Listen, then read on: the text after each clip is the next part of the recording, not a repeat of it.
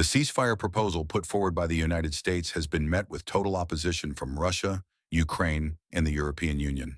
The only party in support is the U.S. itself. How pitiful.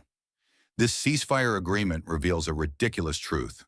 The supposedly all-powerful, tough-as-nails Trump has bizarrely knelt before a loser, Putin. What Trump doesn't understand is that the biggest obstacle to peace talks between Russia and Ukraine is Trump himself. Trump has many strengths, but one fatal flaw. He can't tell friend from foe, good from bad. He often calls his most vicious enemies his best friends, while seeing those who should be his closest allies as mortal enemies. Take Putin, for example.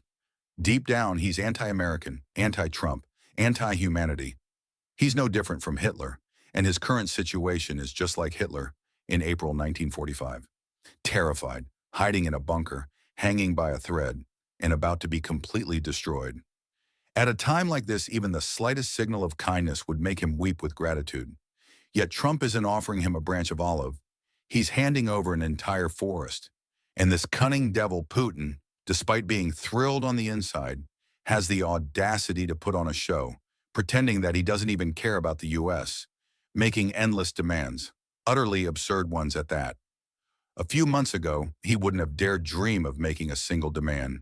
But now he's brazenly asking for all 4 eastern Ukrainian provinces to be handed over to Russia, for Ukraine to recognize Crimea as Russian territory, for no European peacekeeping troops to be stationed in Ukraine, and for Ukraine to permanently abandon NATO membership. What's more outrageous, he's demanding that the U.S. must lift all sanctions on Russia before talks can even begin. Since 2014, the world has sanctioned Russia, with the U.S. leading the charge, never letting Russia catch a breath. And now, out of nowhere, Trump wants to lift sanctions first? Right now, it seems like the only person in the world afraid of Putin is Trump. And why Trump fears Putin, no one knows. Not even Trump himself. Somehow, Putin has suddenly become a strong man who dominates the world, Europe, even the U.S. A completely nonsensical image created by Trump himself. And now Putin is pushing even further, making it impossible for the U.S. to save face by directly rejecting America's peace plan. That plan, which is clearly 100% in Putin's favor, was still turned down by him. Unbelievable.